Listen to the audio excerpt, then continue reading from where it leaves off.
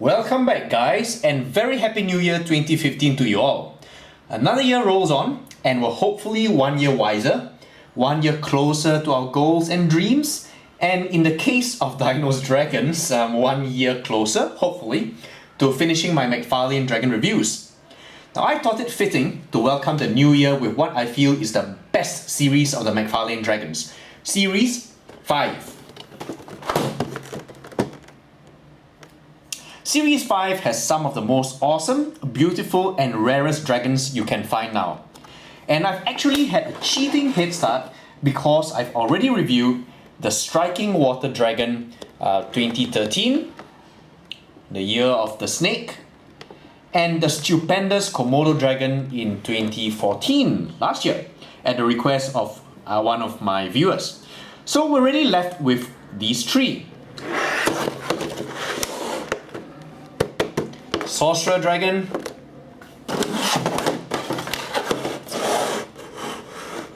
the Berserker Dragon, and the Eternal Dragon.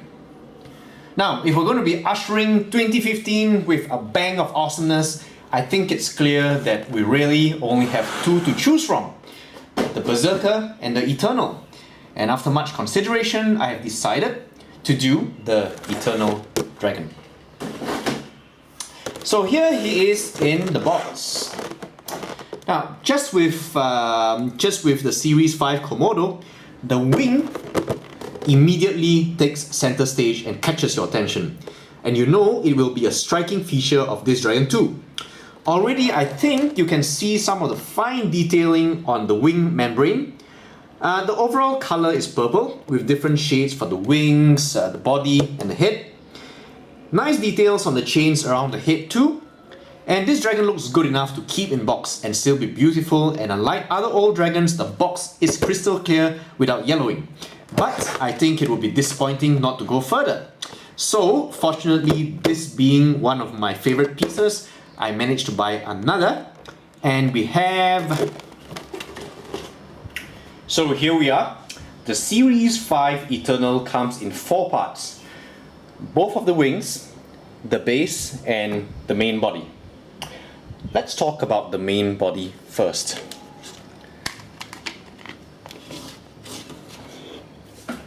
If there is one word I had to use to summarize this dragon, it's detail. I don't even know where to start, but let's talk about scales. Or perhaps I should say more accurately, scutes. There are surprisingly few actual scales on this dragon, and instead it seems to consist mainly of plates. But wait till you see how they are put together, it is insane. I should say that the overall scheme of each part of the dragon can be divided into a dorsal upper part and a ventral lower part, with different features characterizing each. Let's take the top half first, which has these strangely geometric shapes. Very clearly demarcated, they look almost like separate pieces. You can see here from the tail, see these triangular pieces, and then over the hip they become more segmented. Up here,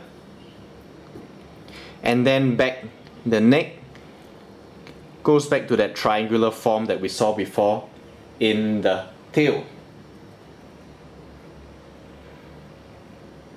Now, each of these triangular forms aren't just simple pieces though. If you look at them closely, within each shape you see another embossed triangular form. And that's not all.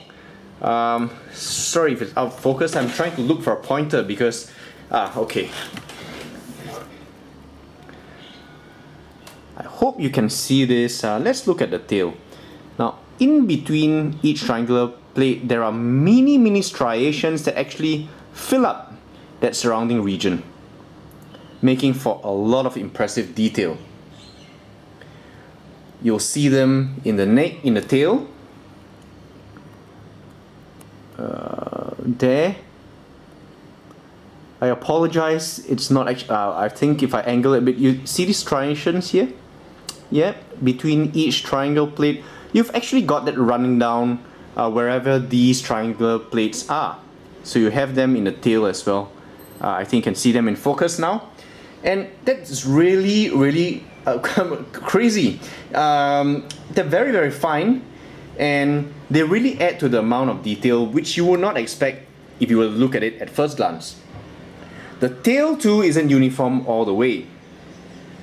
See the triangular plates, and then they actually transition to this other type of plate down towards the tip of the tail. And similarly in transition, you have these spikes here, and where it shifts, you have different types of spikes, different colors, different shapes.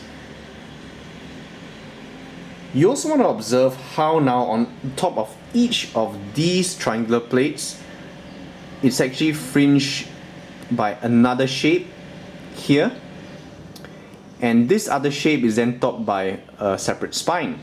And that's the top of the triangles.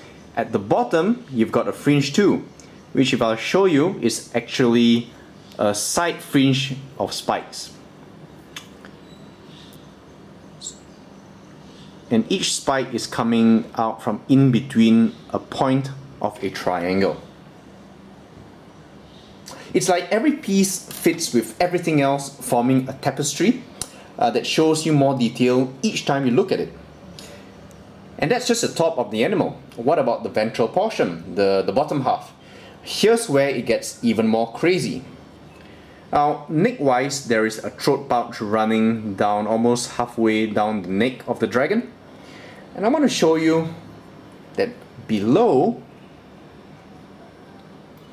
look at these very, very fine striations. Now, these aren't just painted in, they're actually sculpted in. You see them running down all the way here. And then down to the chest, it actually transitions to this plate. Now you have to forgive me for I'm not used to actually pointing. It's harder than it looks like. I have to actually point at the right spot while you're looking through a viewfinder. Yeah, so we have this neck textured here. You have a separate type of plate that covers the chest down to the sternum of the dragon, which looks almost like the keel of a bird. And then in the flank, there's a different elongate form of plate here. And then a separate part still consisting of nodules, which could be scales, but this is something very similar to what we've seen before in other dragons, and perhaps what you're a bit more used to. So if you think about it, if you look at the animal from the side, you actually have a number of different layers. You have these overlapping plates here. Then you have these nodules. Then you have these elongate plates, which aren't all one piece. You can see actually cross cuttings in here. Then looking down further, you have this striated surface. And then below, you have part of the, what I call the dragon keel. So if you think about it, there are like 4 or 5 different layers just looking at it from the side of the animal. And that's what gives it a very exquisite look. And if you just look at it from here, if you look around this region, you will see a smorgasbord of shapes and textures.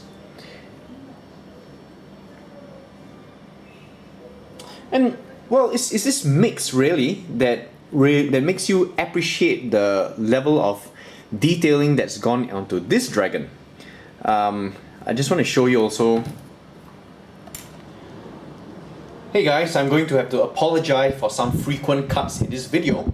It's a very windy day out today, so while that's nice for a hot and humid Asian country under usual circumstances, it's not too great when you're trying to shoot a video with a minimum of noise.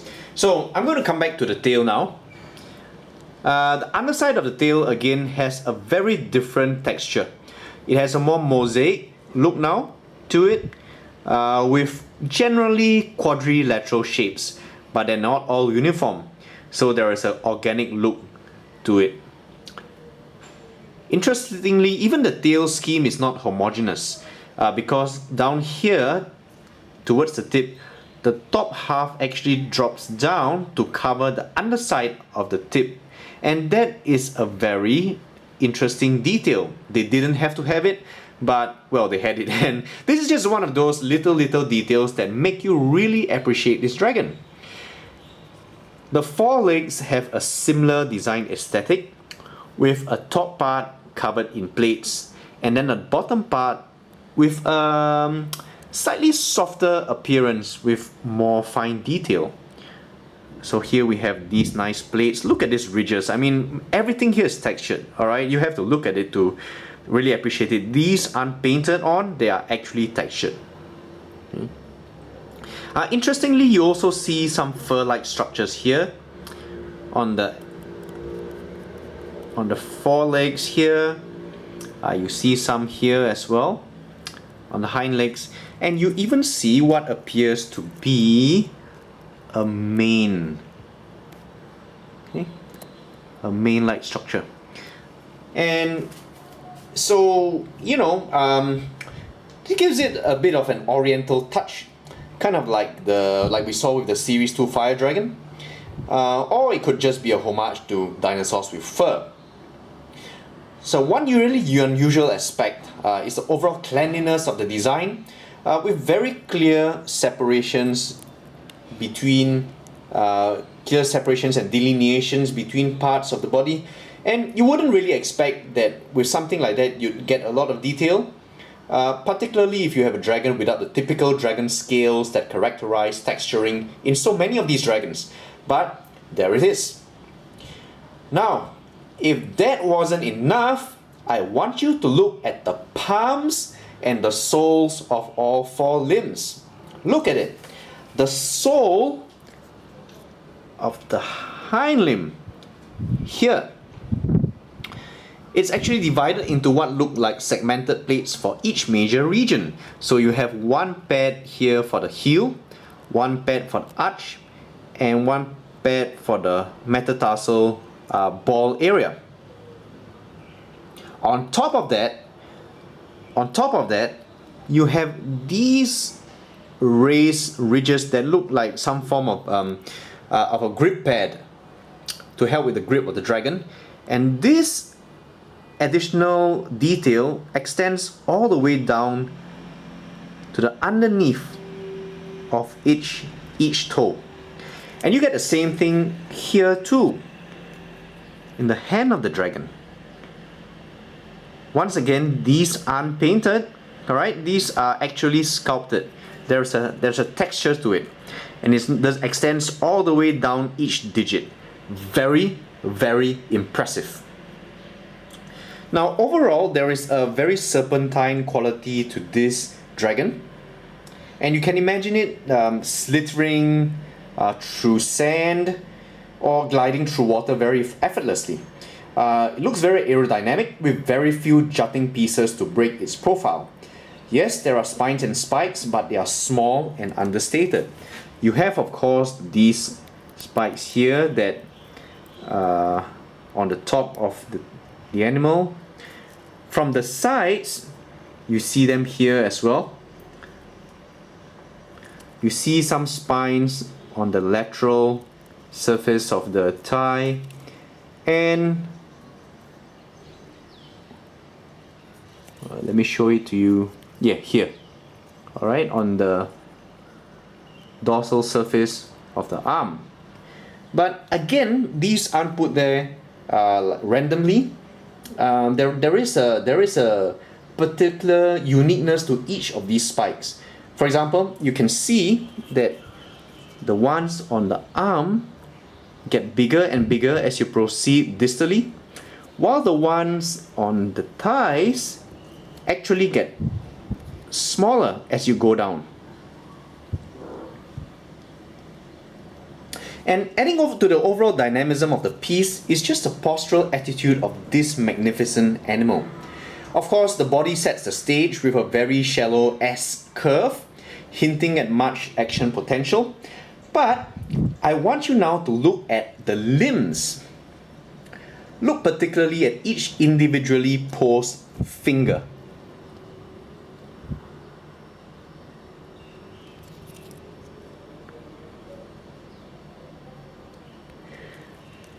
Look at the sick contortions of the toes on the feet.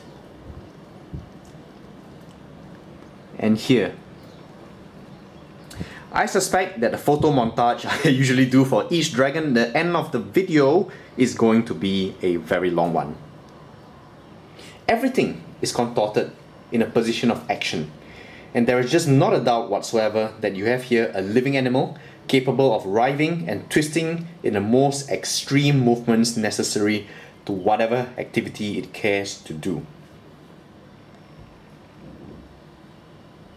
So that's it for part 1 of this review, and I'll join you for part 2.